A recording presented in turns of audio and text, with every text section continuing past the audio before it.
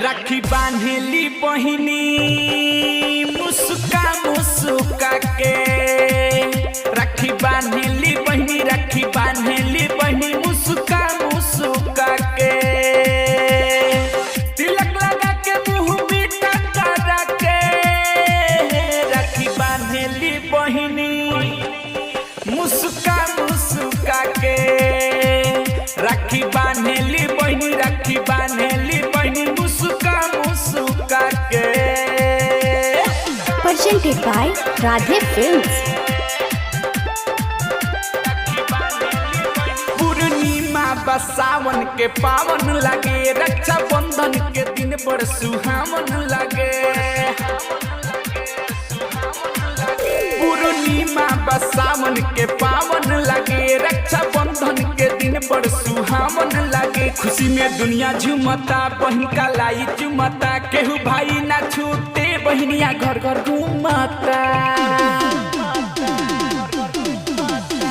कैली तैयारी बड़ी थाली सजा के।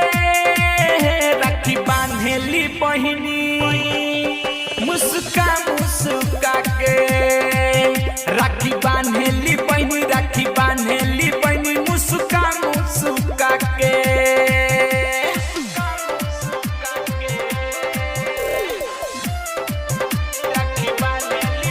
भाई बहिनी के प्यारे ऐसन मिलल बारे, घरे आंगन खुशी में खूबे खिलत बारे। भाई बहिनी के प्यारे ऐसन मिलल बावे, घरे आंगन खुशी में खूबे खिलत बावे। अजय चंदेश्वर अइले हो, देखी के मगन भइले हो, अशोक राखी बनवाई के भाई के फर्ज निभौले हो। कैली स्वागत हीरा मोती लूटा के। राखी बांधेली बहिनी मुस्का मुस्का के। राखी बांधेली बहिनी, राखी बांधेली बहिनी मुस्का मुस्का के। तिलक लगा के मुँह मीठा करा के। राखी बांधेली बहिनी मुस्का मुस्का के।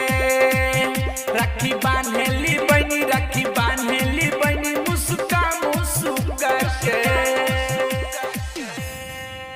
Murari Recordings।